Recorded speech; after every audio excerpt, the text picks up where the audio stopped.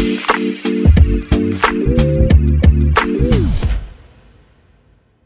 right, we're back. Atlanta Sports Guys on a Friday afternoon. RIP to Max Markovich up there in DC. Always miss you each and every week, Max Markovich. Pour one out. That's what we need to do. We need to do a bit where we just pour one out for Max Markovich. But here, as he is at this time every single week, Garrett Chapman, 99 the game, 247 Sports, all over the place. The man's he's following in my footsteps where he just wants to be committed to grinding and working on sports all day long, each and every day. So, Garrett. That's the dream, right? That is the dream. That is the dream. How are you? Good, man. Good. It's a beautiful day, finally. I don't know how it is up in Knoxville, but it was terrible. Really I just took the today. dog Now on a big walk. No, I just took the dog on a big walk at the park. It's like it went from 60 to like 35 right now, and it's blistering and dark, terrible. Yeah, it was weird. Awful. No, but life's good, man. I mean, Hawks are on break, so we don't have to think about them for at least a little bit. Well, we're talking about him on the pod today, so we are going to think about him for a little bit, unfortunately. I'll be talking about him all weekend, too. I had like a 2-day hiatus since that debacle against the Knicks. But look, things are good. Life's good down here. Good. Also here, first timer, Fox 5. You see him on TV all the time over there. How often are you on TV? Are you on TV every day, Miles Garrett? No, not every day. Okay. Kind of actually a little bit more though now, because one of our sports reporters on paternity leave, so I'm kind of filling in for him. I'm actually anchoring tonight. I'll be leaving here probably right after this podcast. But nice. Yeah, I'm doing a lot of anchoring on weekends now. Is that like what's the hardest thing about doing TV? Because I don't know if you'll ever be able to get me to do like it took a lot of pulling behind the scenes to get me to do video where I was like, nope. Calling is the way to go. No video, phone calls. I don't need to do any of that. I'm not a camera guy. Like the reason I did podcasts to begin with was to avoid video. Like I write and I do this. Like I'm not a video guy. And like just I think TV especially is more complicated to me. And I get the knots in my shoulders just thinking about having to get all of my thoughts out in like a minute and a half, and like you don't have a choice to be able you have to be succinct at all times. Is that the hardest part, or is it natural for you to be able to do that? I mean, at this point it becomes a little bit more natural. I mean, that's why you got to sort of work your way up in like these tiny, not as fun markets to where not as many people are watching you. So if you do mess up, it's okay. So when you get to a place like Atlanta, then you don't mess up. But yeah, like I did my time in Macon for a couple years, then was up in South Bend, Indiana for a couple years up there, kind of getting my feet wet with it. And then I got hired here. And like you said, at this point, it sort of just comes, after doing it so many times. All right, do a 20-second lead into the podcast, Miles. Oh my goodness, put me on the spot right now. Damn. Jeez. I mean, I can try. Here we go. Let's see. This is a good clip. I can clip this. This is gonna be fun. Oh man! All right, 20 seconds. All right, 20 seconds. Is this hazing? Does this count as hazing? This is. I guess this is hazing. No, it's just no. This is putting them in the fire. Right, we don't get video. We don't get anchors. Like I want to see this. If I want to feel like I'm on TV with it's all radio guy. All he gets is radio guys and writers, man. Yeah, and coaches and all that. Yeah. All right, you got to give me a countdown then. At least. Right. 5, 4, 5, 3. I went 5. That was slow.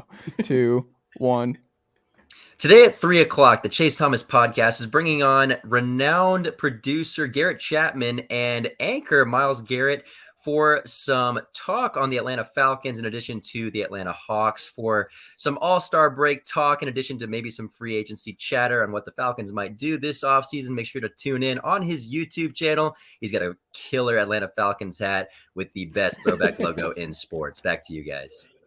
Oh my God. Sensational. I think that was 20. I think that was right at 20. I think you hit the post too. Yeah. That's perfect. Tried to use my little news voice there. You gotta, that's just a skill, man. That's a skill. I'm envious. Like that's another... Years of practice, man. Years of practice. I like it. And yes, Welcome this is the GOAT. This is the GOAT logo. It's a very free-flowing conversation, Miles. Like this is, and we gotta laugh a little bit because the Atlanta Hawks make me sad. You have to laugh. You have to laugh because the Hawks are they're bad. And Garrett's been an optimistic guy, and I've been pretty pessimistic, pretty cynical on this team for a while now. And I want to get your read on it first. The state of the Hawks. We're at the All-Star break. The last thing we saw was them giving up against the Charlotte Hornets this week, and it was frustrating for a multitude of reasons. But at the break, where are you at with the Hawks? Yeah, I mean, it's hard to sort of say anything positive about, what this team is right now, because when a team shows you who they are for such a long time, it is who they are. I know there's so many times where people want to see like, oh, they're going to change, or, they beat a good opponent and they have a good win here. And you're like, oh man, like they finally figured it out. They're going to turn a corner here. And then they come back and lose the next game to a team they absolutely should not lose to, i.e. the Charlotte Hornets, like they do. And it's been happening all season long. And it's something that sort of bled over from last year. We thought this was going to end when, the trade happened with Murray, but it hasn't. This is still the same team. And I don't like all the blame going toward Nate McMillan. I think he's in part to blame, but I think that this is a very poorly put together roster, to be honest with you, at this point, just because of the way the team is currently constructed. And honestly, just the way the front office is right now. I mean, the front office stuff has got to be bleeding onto the court. When you have unstable front offices, you see the result that happens. But in regards to the Hawks overall, I mean, that's really all I have to say. They may be good enough to make the playoffs, but that's been the story of this team, the last 2 seasons. Like, yeah, good enough to maybe make the playoffs, maybe do something, but they're not going to get past the first round if they even get in. It's just who they are at this point. And the front office stuff is a huge problem. I don't know what they're going to do to solve it, because I think that the whole Travis Schlenk debacle has caused a lot of issues. And I myself am a huge Travis Schlenk fan. So I was a little discouraged to see what happened there, because I loved what he was doing with the original rebuild of putting this team together. And I think it's a shame that it's kind of gotten to this point, because I think there was a lot of promise there. Yeah, it's weird too, because I think he's still listed as a senior advisor. I checked the Hawks.com today. I was like, what is the current? So whatever reason, he's still listed in that role. So I don't, like you said, the quote unquote, like whatever that means. Like just it's been a lot, and it started with the Kevin Huerter trade, and that one's when I just haven't gotten over. And I talked to James Hanna, the Kings beat, who's been just one of the best Kings writers for well over a decade now, and it's just all glowing. And they're a 3 seed, and Kevin Huerter's starting and thriving. And Justin Holiday's unplayable and gone, and Mo Harkless obviously get nothing there, so that's just a loss, and that's been very annoying. And John Collins still shooting 20-ish% from 3, and that's probably not coming back this year because the finger stuff is still a problem. And if that's going to be a problem the whole year, then it's like, well, you have 2 non-shooters on the floor at all times starting out when he's healthy, because you have him and Capella, and that just makes things tight, and that's why their offense is in the 20s in rating. And like you said, it doesn't all fall on Nate McMillan, but the nights where it does fall on Nate McMillan, Garrett, is Charlotte. Where like that is the main thing of just, that is an indictment on the coaching staff, where you give up that kind of defensive performance to a team that's one of the worst offenses in basketball. And the Charlotte Hornets, and Lonzo Ball just did whatever he wanted. Terry Rozier, Gordon Hayward was just obliterating guys in the block, whether it was DeAndre Hunter, Sadiq Bey, didn't matter. Like he had 15 or so in the first quarter alone. Like he was just, it was just all so easy. And the one thing that you can always turn to with coaching is just like, hey, are these guys giving effort are they fighting for their coach? Are they fighting to keep this season alive? And that was the worst possible going into the break, I think, for this team. Yeah. And one quick thing before I get onto that, Miles, like the Travis Schlenk, this is a pro Travis Schlenk podcast. It had been for a long time. And whether or not we agree with the direction or the plan that he had for this roster, at least there was a plan. Exactly. There is no semblance of a plan right now for the Atlanta Hawks. It just feels like a mismatch of pieces at this point. And I don't know how anybody can look at this team and not be frustrated. Somebody who's followed this team for any semblance of time of that Travis Schlenk era, it's a very frustrating thing in the development to follow it, just because he was such a beloved person in the city, in that organization, seemingly for a long time. And the pieces seem to be coming together with Travis Schlenk, and then all of a sudden you pull the plug inexplicably because of, I assume, hubris. And that just sort of is irritating to me. But, talking about the Charlotte Hornets, that's got to be the worst loss of the season. Just losing to those Charlotte Hornets. Granted, they've done it 3 times now. They're 0-3 against the Charlotte Hornets. What is it? It's like represents just a hair under 20% of their wins on the season just comes against the Atlanta Hawks. And I just don't see how I don't see how it happens. It's just, at some level, perimeter defense is just effort. And like you said, Chase, I mean, it's just the effort hasn't been there on the perimeter specifically. And when you pair in injuries to this roster, they haven't been playing for the most part together. I mean, go back, I guess, the last 2 months, they've been a little bit more healthy, but that first half of the season, really, they weren't. But now that they're healthy, there's no excuse. And I just, there's nothing good to take from those two games. That being the other one being the Knicks. That Knicks game, they were just blown out. And it was the exact same issue. They couldn't get them off the 3-point line. They hit 10 3-pointers in the first half before the Hawks even hit one. I mean, it's ridiculous. They were just getting run off of the court in your final game before you go into the All-Star break, and you have a chance to go a game over 500 and potentially flip the script on the season. And they're just every opportunity that they've had to do that. They win 5 games in a row, and then they lose 2 out of their next 3. And then they go on a 3-game losing streak after. It's just they've just time and time again, they have not been able to put the pieces together. And whether or not it's Nate McMillan's fault doesn't matter at this point anymore. The proof is in the pudding, and he's gonna get the axe eventually. If they continue to play at this level, there's just no way that I see a way forward with Nate McMillan as the head coach. I like Nate McMillan. I want him to be the head coach. I think he can be a strong head coach. But if the results don't show up on the court, there's just no way that I see him remaining in the head coaching spot. What do you think, Miles?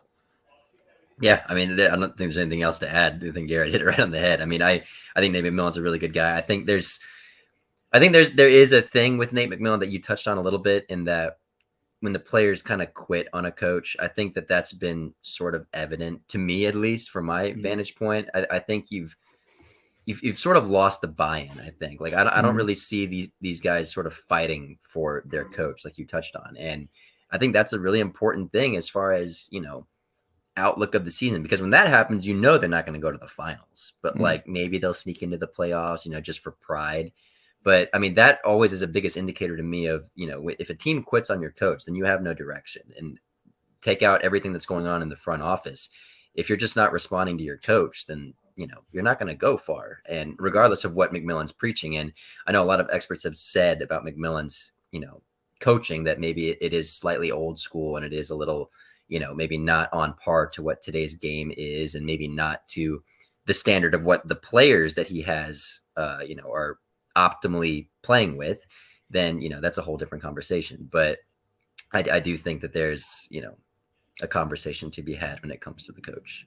Play AJ Griffin. What are we doing? Like, AJ Griffin, I've said, like, he has been the second best Hawks player for months. Like, he's so fluid. He's going to be a great player. He's shooting really well. He's one of the few guys who can actually create. Like, you have Jalen Johnson, who is just going to be a deer in headlights for forever, it seems like. Like, the only way he's got, like, he hit that one corner 3, I think it was top of the key he hit in the Hornets game, and it was wide open. They didn't close out on him at all. They were just like, shoot it. And he hit it. And he, like, you could tell, like, it was like a weight off his shoulders, where he's like, all right, I hit it. And then he just completely fell off he missed another one in the corner. It looked bad. And it was just like, oh, back to, it's not consistent. It's not, the confidence is not there with him. And he's just borderline unplayable.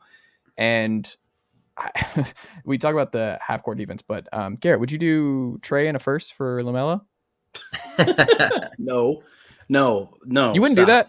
No, I wouldn't. I would do that immediately. No, I would do absolutely not. No, Trey Young, for all of his deficiencies, he's fun. What does LaMelo give you that Trey Young doesn't? Shooting, passing, pass first guy.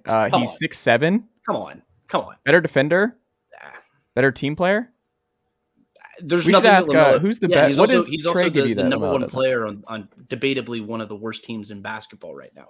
Mm-hmm. For all of the holes that the Hawks have, LaMelo Ball is not going to come in here and fix anything, and he's sure as hell not going to be an upgrade over Trey Young. No, I'm not going to give you that. He's also been injury prone. He hasn't been able to stay on the court. That's a big thing. That is a true thing. Yeah, and he hasn't played well within the system that he's in. He hasn't won at any consistent level. I have no reason to believe that he would be any improvement over Trey Young. No, sorry. He's nearing 23, 10, and 10. Like that, he's flirting with that. LaMelo Ball is a better basketball player in 2023 than Trey Young. Like I don't need my point guard to rebound, dude. I don't need that doesn't move the needle. Trey Young's flirting with what? 11, 12 assists a game per game now? Hold on. He's also at 27 points per game. We can't do this. Man. You know what the Trey Young thing is? When people do this, in the last 2 months, he's been averaging 15 assists per game, damn near. 8 of those are to Capella on pick and rolls. That's like the only way Capella scores. He just hits in the pick and roll. He has like an agreement with Clint Capella where he's like, I'm going to get you like 4 lobs, and those are 4 assists for the night. And like points are points, man. Doesn't matter how they come. Points are points. Who is he setting up? Him and DeJounte. I'm just ready. Like all my notes, I like wait for a DeJounte Trey pick and roll or like any semblance of them helping one another in the half court. They don't do anything. They stand away from each other. They do not help each other whatsoever. There's no chemistry on court with DeJounte Murray and Trae Young. No, it doesn't make any sense. The way that this roster Hawks fans are going to get so mad at me for pushing the LaMelo is better than Trae, but I don't care. Playing with fire there. Watch LaMelo this year when he's healthy. The one big thing is the health stuff. How many games has he played? He plays for the Hornets. This is a terrible situation. You look at Bryce McGowan. They're making up players in Charlotte right now. They are making up dudes, and it just doesn't matter. Jeez. I'm not on board. You're not gonna get me on board with this. It's Trae. It'll take a miracle. Here's the thing. LaMelo, when he brings the ball up, LaMelo's always looking to pass. Like LaMelo is someone who's looking, unless he's gonna pull up from like 30 feet. Like he's gonna do a push at 3 every now and then. But like outside of that, he's looking to pass. Trae Young looks to pass when there's nothing there to shoot. Like it's a different kind of mindset. Trae is still a score first guy. It's still looking to score first. So the assists come.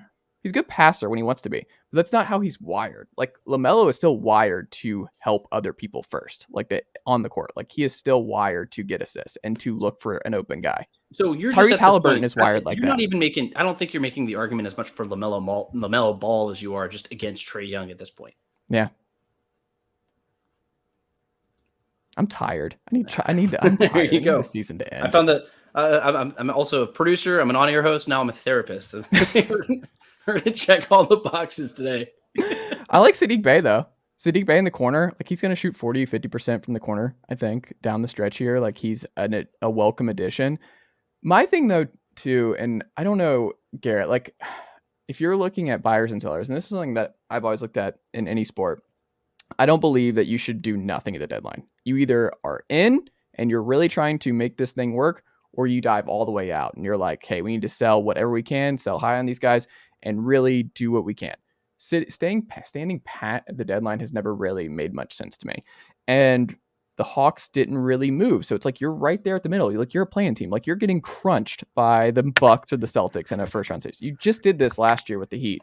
You know Trae wants to get back to the Eastern Conference Finals. He's already been there. You already went all in by trading for DeJounte Murray. Why would you not do more? Why is John Collins on the team, who I love? John Collins is like my dude. He is the guy, the glue guy in so many ways, where he's having fun. He's still someone who finds joy each and every night when he plays basketball with this team and keeps everybody up. But like, man, how is that all you do? Like, I don't understand why it was Sadiq Bey and that was it. Like, how do you not do something else? And I understand you're kind of constricted because you made the DeJounte trade this summer, but like, how do you not address that? Like, oh, we need more help in the wing. We need more shooting. We need more of this. Like, if we're going to trade for DeJounte and really build around this super backcourt, we have to do something else. But instead, they didn't really do much. Oh, that was to you, Garrett. Oh, those two. Sorry. Yeah, I started with Garrett. I didn't hear that part. I thought you said Miles. My last name is Garrett, so that's true. I guess that's true. Yeah. No, I don't know. It was something. I'm fine with Sadiq Bey. They also don't have assets. They don't have assets to go make moves. And at the end of the day, it's like we're in a spot where I was more worried that they were going to trade John Collins than I was that they were going to go make some big splash move and bring somebody in. Would I have liked to see them do that? Sure. Yeah. Mm-hmm. I don't think the big move is coming until the summer anyway. So I think that they're going to, we've been saying it for 3 years now, but the thought is definitely that John Collins is the first man on the list just because of the money that he's making. I just don't know how you're going to bring in, I don't know how you trade John Collins to get better, because I love John Collins, but I don't know if he's lived up to that contract, whether it's his fault or not. His usage rate is so low. It's hard for him to really make an impact in games. And I think he'd be a lot better on a different basketball team, but the Hawks aren't going to be able to trade him and get the value that they want out of him. And it's just that sort of rock and a hard place that they're in right now, because the only way that you're actually going to get the value is by playing him and giving him the basketball, but he's not getting the basketball as the fourth option on the Hawks. And Like, look, his shooting hasn't been where it needs to be. It's been better as of late. And you look at the games where the Hawks play well, it's because John Collins also played well in the limited time that he actually has the basketball in his hands. And I think the Hawks are a better team with him. But that big move, Saddiq Bey, has been solid. Like, I think he's been okay. He hasn't really been in his specific role. He's had 2 games to play. One game he started because John Collins couldn't play, which he's not going to be a starter. And then the second game, John Collins got hurt. And he ended up playing heavy minutes in the second half up until garbage time when the game just got out of hand. And I think to this point, Saddiq Bey has been solid. I think Saddiq Bey will be good on this team. We also don't know much about Saddiq Bey because, like we talked about LaMelo Ball, he came from a very bad basketball team in Detroit. So I think he'll be good off of the bench. I think it's fine. You can dealing out 5 second-rounders. The Hawks don't really get much out of their second-round picks anyway. So it's fine for me. I mean, Saddiq Bey is not super sexy when it comes to who they could have gone and got, but at this point, it's like, who could you have afforded, you know? And then now that you're pushing right up on the salary or the luxury tax, I should say. So it's going to be a difficult situation for the Hawks. I mean, the mismanagement is just so obvious. It just feels like we're in a spot where they were trying to go this way, and then they just reversed course at the last possible second, and now we're just sort of in limbo, which we know about anything about the NBA, that only ends poorly. Yeah, and I don't think it's going to be a healthy offseason because we saw how annoyed this group was when they got the way they lost to the Heat, where they just got trounced and the Heat just locked them down defensively. And it was uncomfortable. Like, it just didn't work. And if you like, there's no path to like really get up past like 6. And that's if everything they go on a crazy heater. You're staring at Bucks or Celtics in round 1. If you survive the play-in and make it in, it's just, then you're right back where you started a year ago. And I think that makes for a very interesting and uncomfortable offseason. But my gut is still Kyle Korver is coaching this team next year. I think Kyle Korver finds his way. That's the natural elevation to this group is my guess. 2023 game 1 head coach is Kyle Korver is my guess. And then the dark horse is Ime Udoka. I think it's one of those two, but I'm going to say it's Miles, are you pro Ime Udoka? You think he's coming down here? I'm more pro Kyle Korver than I am pro. Really? I mean, like I take that back. I think I'm as Ime as a coach, I'm more pro him. Okay. We're talking strictly coach. Oh, coach, yeah, Ime. Yeah. I just think like if we're talking about what I think will happen, then I'd say Kyle. But in an ideal situation, probably Ime. Yeah. Yeah. Switching gears a little bit, Miles. Your bread and butter, the Atlanta Falcons. I got the Falcons hat. He's got the Falcon. Checks. Yeah, there you go. Carl Lawson was cut by the Jets, who I like a lot. Justin Houston has just always been out there, and that dude's just going to be a guy my former high school teammate. Which one? Carl Lawson. Was he really? Yeah, really? He tackled me. It hurt. Well, then you have a natural, like, this would be an amazing situation. And if they brought in Carl Lawson, we can get a Fox 5 podcast with just you and Carl, throughout the season. Reconnect, talk ball. That'd be good. Does he make sense for Atlanta for you? Is there an edge outside of Carl Lawson that you would target outside of the draft? Yeah, no, I mean, I think that, there's so many options that this team has right now for free agency and the amount of money that they're able to spend right now. I think an obvious option, just because of hiring Ryan Nielsen, is Marcus Davenport from New Orleans. I think that's been a name that's been thrown around a lot. But Carl Lawson does make a lot of sense. I think he was moved back to where he's more familiar, that defensive end position this past year for New York. He was kind of like moved that hybrid linebacker role for a while there. And I think that's where he got more production, sort of that defensive edge rusher type role. I always thought he was a very underrated prospect coming out of college too. But regardless, I do think he does make a lot of sense. I'd love to see the Falcons beef up that interior defensive line. The trenches, that's where I want them to go, period. Just offensive and defensive is just beef up the trenches. I think we saw that in Philadelphia and Kansas City. All the good teams, they're good in the trenches. And I think that's especially what this team needs given what they have currently. You got a team like Atlanta that's relying heavily on the rushing attack and did very well at it given how the offensive line is currently constructed. You have 2 relatively sure things in Jake Matthews and definitely Chris Lindstrom. And you got your best year out of Caleb McGarry. You don't know if you're going to re-sign him. But then outside of that, it's sort of unknown on that offensive line. You want to maybe add somebody there. I'm hoping they do that in free agency because I think that's where it should be addressed. Because I think this the Falcons period, I don't think there's nothing to this at all, but I think they've just been bad at doing it the last 2 decades of drafting the trenches or edge rushers, whatever that might be.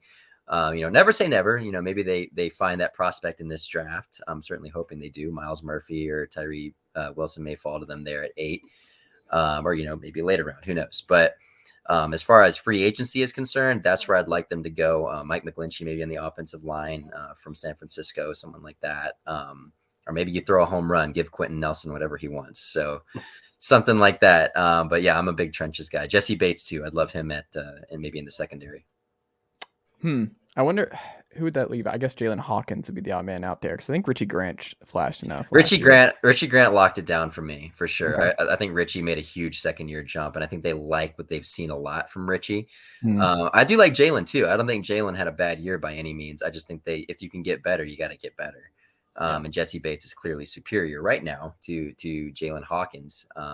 And again, I know we're not quite sure us as media, after we've covered him, aren't quite sure what we're going to get from Ryan Nielsen. We're not quite sure if he gave a funny quote about whether he's going to run a 4-3 or a 3-4. He's like, it doesn't really matter as long as we stop them. So we don't really know the type of defensive scheme that he's going to run. It may be sort of adaptable per se to whoever the opponent is that week. Another cornerback would be great too. I know Casey Hayward had that season-ending injury, and he's getting on the older side. So I'd like to get someone there to pair with AJ. Yeah. What do you think, Garrett? Was there another name outside of there? What stood out to you that Miles just pointed out? What about a Yannick Ngakoue? See, that was one. He's an unrestricted free agent. I think he's coming out of Indianapolis. He's like 20, turning 28 by the time the season starts. I mean, he's talented young player, still on the younger side, I should say. And I mean, like you said, Miles, I mean, Falcons need depth on the defensive line and the offensive line. It's just been so readily apparent. Everyone except for Thomas Dimitroff saw it. And I mean, I guess he knows how to draft skill players, though. He's very good, very adept at drafting skill players. Yeah, I will give him full credit for that. But also, we're not doing slander. We're not doing Dimitroff slander on this podcast. He put together the best roster. I'm not saying anything. Super Bowl roster. Proof is in the pudding, man. ESPN's best roster in the NFL preseason, like 2018 or 2017. I know. He put together a decent roster. I'm not slandering. Leave my silver fox alone, Garrett. The cyclist king, man. Yeah. No, I'm not slandering Thomas Dimitroff by saying it is. I'm just saying he whiffed a lot. I mean, Peter Kahn's in the second round. Come on, man. Hold on. I mean, give it a year. Peter Kahn, just give it another year. Bring it back. Let's Tack McKinley. Tack McKinley. Oh man. Oh god. Vic Beasley. Start on Tack McKinley. Hey, he wasn't all pro. Vic had the one season. He was an all pro and led the NFL XFL in legend. Exactly. It's true. Who drafted the craziest thing about that season, though, is that he had 15 and a half sacks and like 17 quarterback hits. It's the most ridiculous. It was so. I remember seen. watching him that season. It was the most. He would have the most luckiest sacks I would like. They would run into him. Exactly. It would be the most lucky sacks I've ever seen in my life. He would go like 5 games without a sack, and then he'd have 3 sacks against like the LA Rams or something. Their first year over there. It was ridiculous. No, the whole thing was ridiculous. I mean, all respect to Thomas Dimitroff, but. No, trenches is where the Falcons need to go. And we kind of hinted at it right at the end, but the defensive back, like we need more depth back there.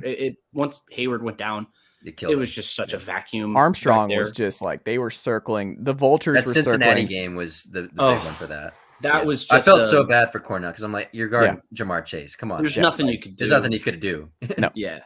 I had to do flyover after all these games, like Falcons flyover on 92.9 The Game. And like, if any of the listeners are like unfamiliar, it's just where they call in and just vent their frustrations. We recap the game. And after that Cincinnati game, especially, people were just broken, man. Like they just nobody went into that game with any expectations. AJ Terrell wasn't playing, and Casey Hayward wasn't playing, and I'm like, guys, sorry, we'll transfer over some wide receivers. Maybe they can slow him down. I mean, at that point, but look, we need depth in the secondary. Let's see what we can do there. But the thing is, this team has so much money. Let's just fill it out. I'd be more willing to go after a bunch of quality veterans and not really change the philosophy of what Terry Fontenot has been doing the past couple of years. Don't go after a Robert Quinn or like one of these other guys, Jadeveon Clowney. Might be a bigger, more recognizable name for fans. Let's not sell jerseys. Let's put together a winning product and keep doing what we're doing and spending responsibly. Don't go for these big, like Ray Edwards. Don't go after that. Not to slander Thomas Dimitroff again. Forgot about that one. Look, did Dimitroff draft Anderson, the other Jamal Anderson? No, that's the year before he got. That was the year before. It was 2007. His first draft pick was Matt Ryan. So that's wild. And his second pick was Sam Baker. So I also might have a take on this. I think here's what I think. There's some franchises that are just cursed, right? Like the Chargers, it just doesn't matter. Like it doesn't matter who's running this franchise. It doesn't matter how talented your quarterback is. There's just something where it's like, oh, you're up 4 scores at the half against Trevor Lawrence on the road. Like you should be able to against the Jags, and you should be able to close that one out. And obviously, because you're the Chargers, you weren't going to close that out, and you were going to blow it. And that was like you're the Falcons of the AFC. For me, I look at defensive end where like part of me, my soul is so dead when it comes to drafting edge guys in Atlanta.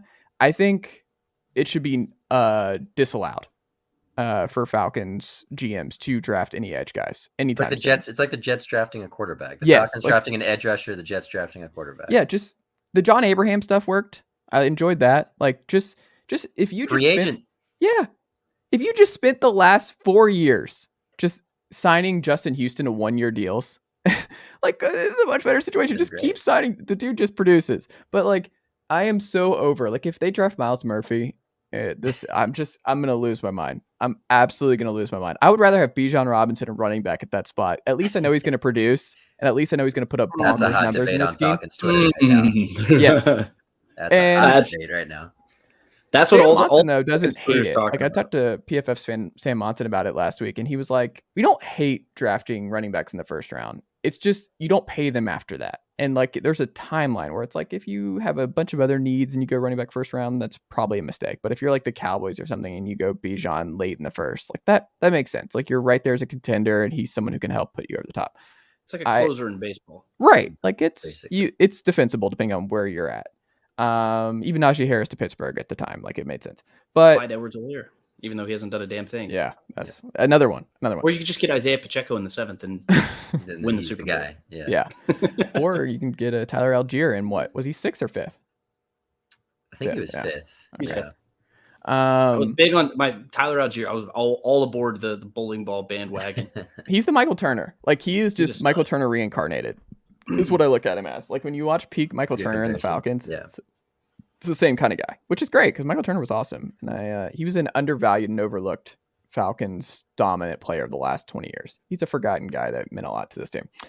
Falcons round 2 targets should be who? So if you're doing your board, Miles, and you had like, let's go with who you take in the first, like what position? You don't have to say player, but what position do you go based on where mocks are going and like who might be available? And then where do you go round 2? Because there's so much about round 1. I'm curious where your eyes would be in round 2. It's so hard because this team has been so unpredictable with who the first round, I guess they've been more predictable because they've been more of that best player available type. Mm-hmm. This year's draft, it seems so top heavy on like the top 4 players, and by 4 players I mean Bryce Young, Stroud, Anderson, and Jalen Carter. Those are like the 4 elite ones in my mind that are like, for me, definitely going top 4. Then after that, it's kind of a wild card. I think in the first round, I don't see a scenario. It's so hard to narrow it down, but I don't see a scenario where they don't go defense. I feel like they're going to go, because if they go offense, the only way I see they go offense is maybe you take Skronsky out of Northwestern, and like I think that's a little bit of a reach. That wouldn't really fit that best player available type mold that they've been doing.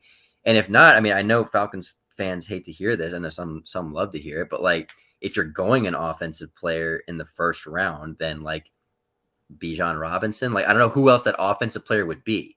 You know what I mean? Like I don't see a player worthy of a top 10 pick at that spot other than Bijan Robinson if I was taking a skill position player. So in that regards, I would maybe take a defensive player, and I hate that it might be an edge or a linebacker, but I don't know who else it would be, right? Like unless you're trading up to get like a Jalen Carter or a Will Anderson, which seems highly unlikely. I don't see a scenario where that doesn't happen. I mean, maybe you go after like Joey Porter Jr., the cornerback. I mean, that could maybe make sense.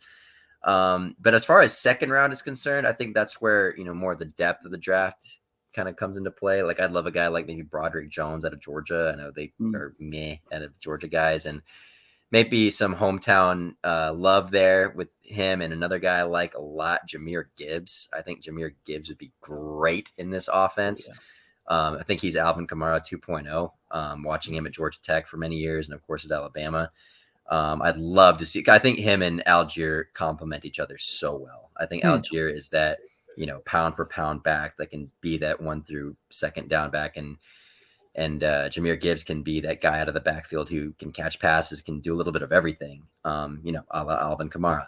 And I think those two could complement each other because, Cordell Patterson isn't getting any younger. Yeah, I mean, if you can go a lot of different places. I think you definitely go defense in the first round, and then maybe, sure up some things in the second round with whoever. I mean, again, the Falcons are still in a position where they have so many needs, and you're not really going to know where they're going to go until after free agency starts. So this could be an entirely different conversation after March 13th or 14th or whatever that date is that free agency period starts, because as you said, and as all Falcons fans know, they have so much money to spend. So by the time the draft starts, this could be an entirely different team. Yeah. You could also sell me on Quentin Johnson at 8. The Julio comp. That's a little high. I'm not sold on him. Quentin Johnson, I wouldn't hate it. He's big. He seems like somebody Arthur Smith would want. I mean, they need wide receiver depth. Like that's something where they need to spend money. Cool. If you are not going to draft a wide receiver high, like you have to get some other big ticket receiver. Like there were some severe limitations last year in the depth department, outside of Drake London, who maybe had the best rookie wide receiver season this past year, but it can't just be Drake London. No, you're right. No, but Josh Downs is like a guy who you can jump. Zay Flowers in the second round. If those guys drop in there, Zay Flowers is sneaking his way in the first round conversation. Zay Flowers is going to be gone. Yeah. The BC product. He's a little. He's very popular. when we covered him out in the Shrine Bowl, he was arguably the most popular player out there as far as scouts were concerned. And I mean, the Falcons coached it, so they obviously liked him. But I mean, he was a very popular guy. I'll say that. But Josh Downs is somebody who's very interesting to me. He's a slot guy. I mean, almost 3,000 yards for North Carolina. I mean, he's a little on the smaller side, 5'10"-ish, I think in like the $180 or something. But we have our big guys, like this team has some size, and Josh Downs is a clear and obvious upgrade over OZ. I love Olamide Zaccheaus, I do, but he's not a number 2. He's not a number 2. If you're going to go defense in the first round, which I think that this team so desperately needs defense, but Miles, like you said, like things change with free agency. So I want them to go defense in the first round and then go get a skill player in the second round. I think Jahmyr Gibbs might be gone by the time they come around in the third round. Yeah. I just don't see how that's going to be possible to get Jahmyr Gibbs. It just doesn't really make sense timing wise, just based off of how boards map out. But if he's your guy, go get him. But I don't know. I think you can go offense later on in this draft, but this team just so desperately needs defensive depth and skill players and just a beast. I'm not opposed to trading up and going and getting a Jalen Carter or a Will Anderson, especially if they don't go in those first 2 picks. If you go quarterback, if like a CJ Stroud or Bryce Young or Will Levis or I don't think they go first 2. I think 1-2 is 2 quarterbacks. We always see this in the draft. Richardson has been playing up boards and he's been getting big. I know you're really someone's going to trade up for the second one. He's not a guy who I want to draft. Yeah. But the thing is, and then you also run into these situations where the Chicago Bears could be interested in trading Justin Fields. Yeah. Like we are so early in this process. Everything is going to be completely different. And if you go quarterback 1 and 2, I'm picking up the phone and I'm calling to see what it costs to go get Will Anderson or Jalen Carter, because that price tag drops astronomically and I can go get a dude for much less. And that's what this Falcons defense needs so much. And that's really the only scenario that I see that happening. If they have to trade up to 1 or 2, it's just too much. And I don't think Terry Font, he hasn't shown a willingness to do something like that in the past. He's kind of stood pat, but we've also only seen 2 cycles. I So was gonna say, didn't he trade up for the Saints traded up for Davenport, didn't they? I missed. yeah, he wasn't. I mean, but that was what's his him face? in Ireland Mickey. and Mickey Loomis. Yeah. Yeah, so Mickey's a little bit more aggressive. That's the thing you're saying about that, Chase, though. It's funny, or Gary, excuse me, is that, this draft, we talk about the Falcons' needs and what they truly need. And you just said it, like the ideal player for this Falcons team right now is Jalen Carter or Will Anderson. Like, 100%. and that's it. Like, those are the 100%. 2 guys that if any team needs those 2 guys, it's the Falcons. Mm-hmm. Like the teams drafting in the top 5 for those guys are just drafting out of best player available if they're taking those 2 guys. But these are the 2 guys the Falcons have been trying to get for 2 decades now.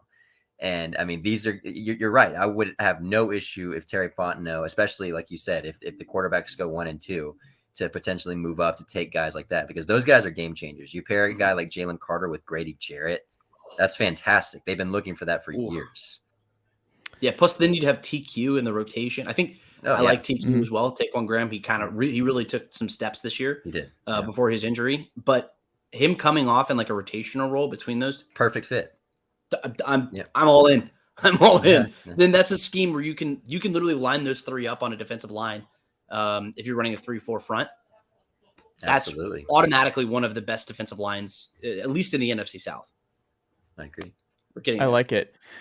Quickly as we wrap up here tonight, Braves spring training is here. Like, this is baseball is right around the corner. Like, Tennessee baseball gets back to kicking the crap out of everyone in college baseball tonight, starting with Arizona out west. It's going to be an absolute delight. Miles is delusional, man. Don't listen to him. So, preseason number 2. What more do you want to see? The villains of college baseball. Chase Dillender, who's going number 1 in the MLB draft this summer, is pitching tonight. You want to watch a gym? You know what? 2 things that always happen. That happened. I told you. Chase and in Knoxville. Chase Dolander tonight. You got Chase Burns tomorrow night, and we got the Chase Thomas podcast here in Knoxville. Everything coming up roses when it's Chase in Knoxville. Thank you. So everything's great, and you should all tune in because Tennessee is about to wreck college baseball once again because no one does it better. No one does it better, and it's a great watch. Just you wait until they match up against the Elon Phoenix in the tournament. Is that what their mascot is? The Phoenix? Yes. Oh. Yes. They used to be the Fighting Christians, but we leveled up. Was it really the Fighting Christians? Yeah, they became a university. It was Elon College, and it became university. And they're like, yeah, we should probably change that. So it was literally the Notre Dame logo, just maroon and gold, of like the leprechaun. That's in North Carolina, right? Yeah, surprised you knew that. I wasn't sure. Thank you. We're in North Carolina. I think I got some recruitment mail. They wanted me to run track up there or something. Nice. Yeah, there you go. Yeah, they're by Greensboro, so okay, got it. There you go. I like it. Michael Harris. What are you excited about? What would you like to see him build off of his electric AA to major league jump that was just preposterous, where he just skips AAA and just is an immediate star? What stat maybe in particular that you would like to see him get better, like to see that go up in 2023? What are you looking for from Michael Harris? Garrett, sorry. I did that one was actually on me. That one was actually on me. I'm like, the first one. Because sometimes I try and lead the question in the beginning with Garrett or Miles in the name, and then I go into it. But I apologize, I messed up there. No, I don't really know how you can look at Michael Harris last year and say I need him to improve there. Because nobody had those expectations for him last year. He bat nearly 300, 19 home runs, 20 stolen bases. He had an OPS, like a solid, it was nearly 900, right?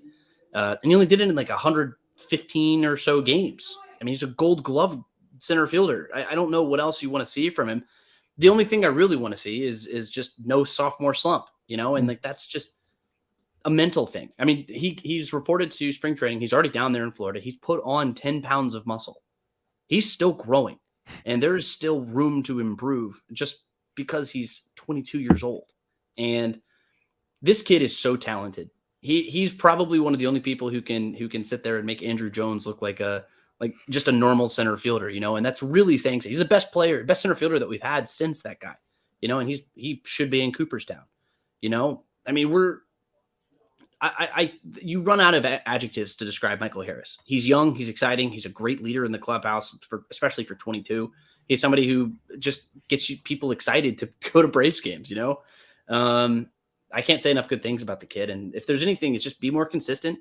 Like you see the second half of the season, he kind of slumped a little bit, but that's to be expected. You're a rookie and you're 21 years old at the time, or I guess he just turned 22. And I mean, just avoid the sophomore slump. That's really all you can do. And the only way you can do that is just play baseball and don't let the game get ahead of you. Seems already mentally further ahead than I was when I was 22. He's probably further ahead than I was. He's probably further ahead than I am right now, honestly, if I'm being honest. But he was ready to be a pro. Like that guy was just ready. There was no acclimation project for him. Like he was just ready.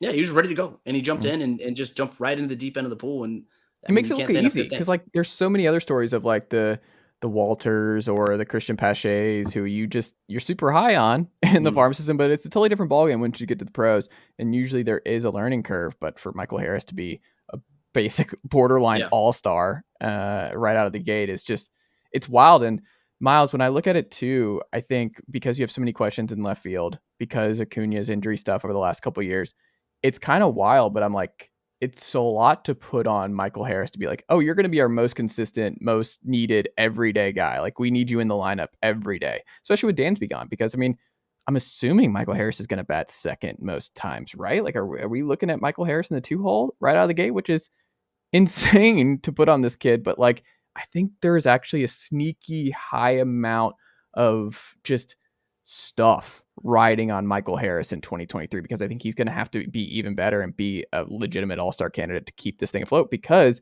the Mets and the Phillies are going to be really good too. And he just has to be a great player once again. And like Garrett said, avoid the slump.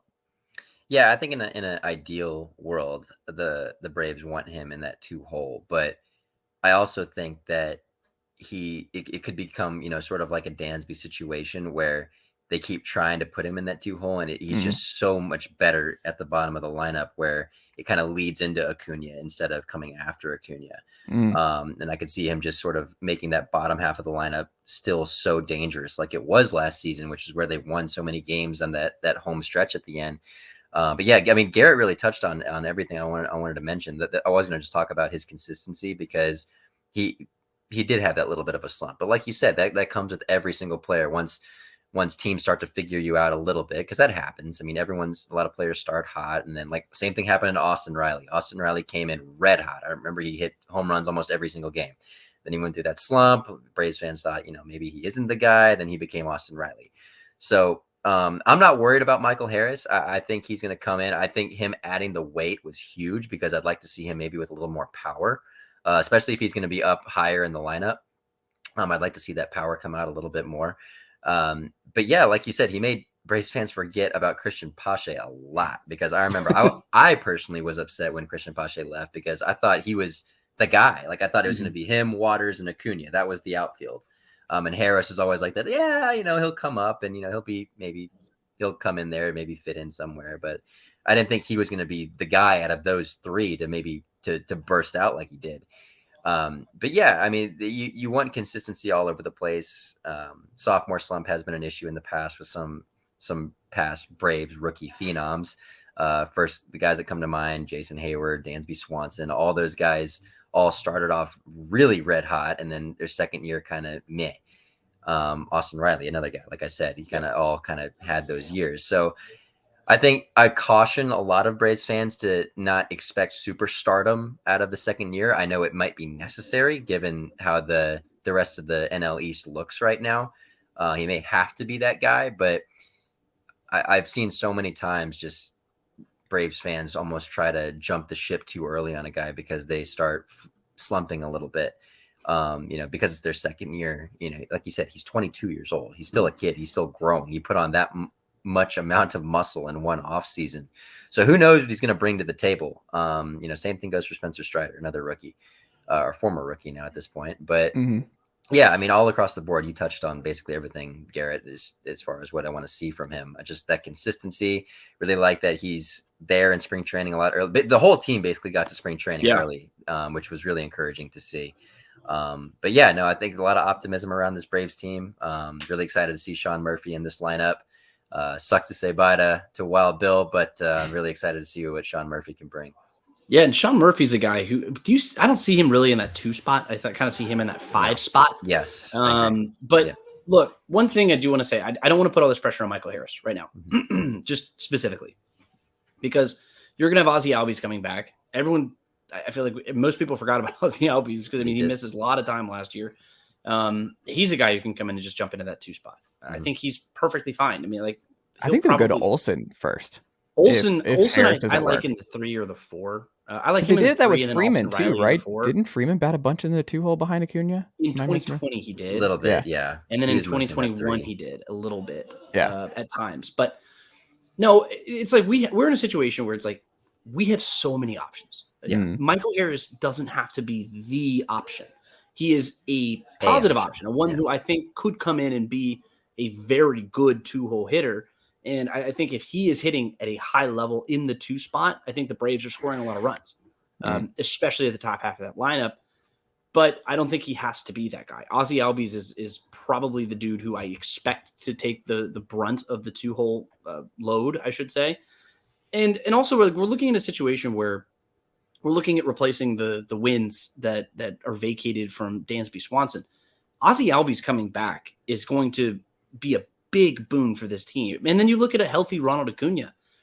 Everything that I have seen from Ronald, we're talking about like a young Michael Harris. MVP. Ronald Acuna hasn't even hit that. And he's coming back from an injury. He was not the same guy last year. No. And before that injury, he was the MVP. He was the best player in baseball. He was, yeah. He was the best player in baseball in 2021 until that injury. I mean, he single-handedly carried that Braves team to a 500 record. I mean, it was incredible what he was doing.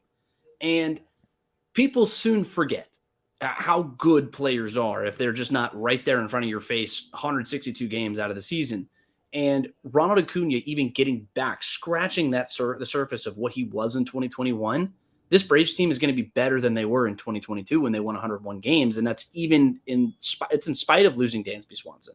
Now, that is contingent on Ozzy Albies coming in and being Ozzy Albies, Ronald Acuna returning to being Ronald Acuna, and Von Grisham / Orlando Arcia not just being a complete hole at shortstop and a hole in the lineup. Outside of that, I think the Braves are a better baseball team than they were last year. Yeah, I think so too. And then this is how we can end, because this, I think, will play a big role in what I'm very curious to see how long Alex Anthopoulos keeps this thing going. But like, my question to you, Garrett, is fact or fiction? Ozuna gets the most DH starts for the Braves this year. If you had to guess right now, do you think he gets the most? Because I think that will tell us a lot about how this season's going if that's the case.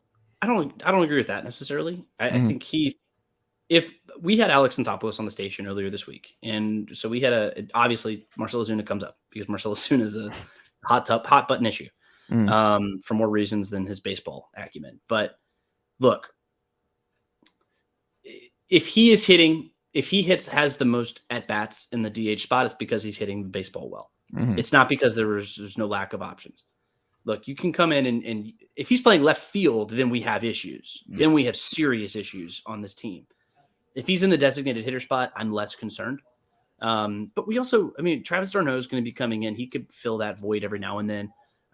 You bring in like an Orlando Arcia or something like that. I mean, like there are options. I don't think he said specifically, his answer was that the best player will play. And that's just where we are. He says it's irrespective of his money, but I don't all the way buy that. He wouldn't be on this roster if he wasn't making what he's making. Yeah. But look, to answer your question, I'm going to say fiction, just because I don't believe all that much in Marcell Ozuna.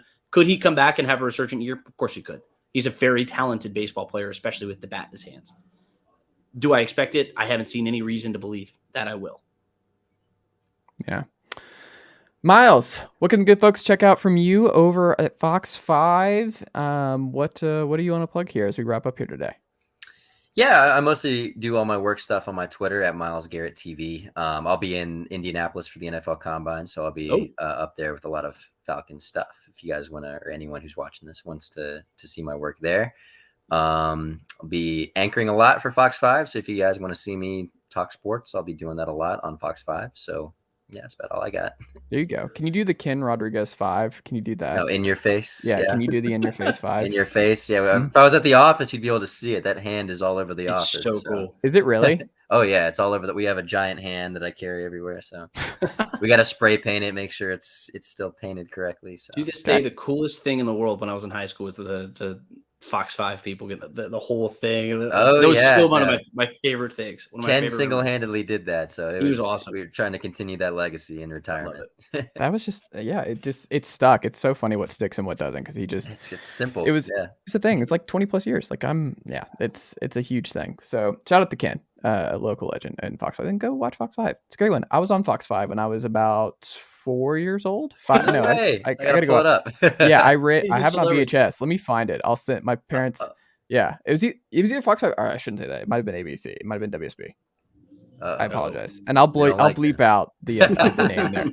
It was one of the two, but I basically there's gonna be a hard edit like right there. Yeah, I rode my bike through my neighbor's garage door, racing a friend when I was in first grade, and got rushed to the hospital and all that. So I went through, like, my head went through the glass, and I tore down the whole garage door. So like I was racing this downhill, so I went down, didn't brake. Awesome. I tore down, like, it was a full on incredible collision, pow. And I just remember waking up, like, my head's like dangling through the glass. Like I went through, like, my head went through and my body, like, knocked the whole garage door down, and got rushed to East Side. And there was like a whole thing where I got in the news because we went to the wrong hospital apparently, because it was like East Side. There was like some weird name thing. So it looks like it was on our insurance, but it was like slightly, I don't remember the exact context, but it was a weird name insurance thing, and it was confusing. So we had to wait a long time, and I was like waiting in the emergency room for like 2 hours. Like, I'm bleeding all over the place. Yeah. It was a whole thing, but my mom's in there. And then there's awesome B-roll of me back on the bike, like showing me getting back on my mom. He's not afraid of anything.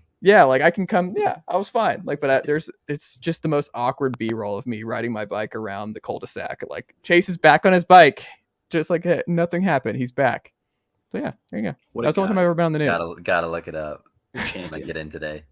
I think it was like 1990. I'll ask my mom to see. The thing is, you just never knew. Your face was meant for this TV screen, man. Yeah, see? Just meant for I was a lot cuter, though, when I was in first grade. First grade, Shay, like, I don't know, man. I'm 31. The hair's gone. It's just not, it's not me anymore. Like, I'm not that guy. Not a TV face. Garrett, what can the good folks check out from you? And that's what you want to plug here. We got a show Millennials Sunday night. Talking a little college football. I mean, we got a little bit of everything. We got to talk some Hawks, just because, I mean, we got a lot of unfortunate storylines that we got to address, you know, just with everything going on with our friends over there at State Farm Arena. But we also talked to Connor O'Gara from Saturday Down South. Always fun to talk to him. We talked a little Mike Bobo, Kevin Steele, everybody else, Tommy Reese. Lots of action in the SEC in college football. So it'll be a lot of fun. Show on Sunday night. And you're covering my guy, Buster Faulkner, Part B legend, as OC for the Georgia Tech Yellow Jackets. Of course, GoJackets.com. Yeah, always. Partview.com. I don't know what Partview Football's website is or anything like that. I don't know. But go Partview. Partview all the time. Miles, Garrett, thank you as always. And Garrett, I'll talk to you next week. Miles, we'll have to get you back on again soon. Safe travels, my friend, and keep up the good work. Absolutely. Thanks for having me on.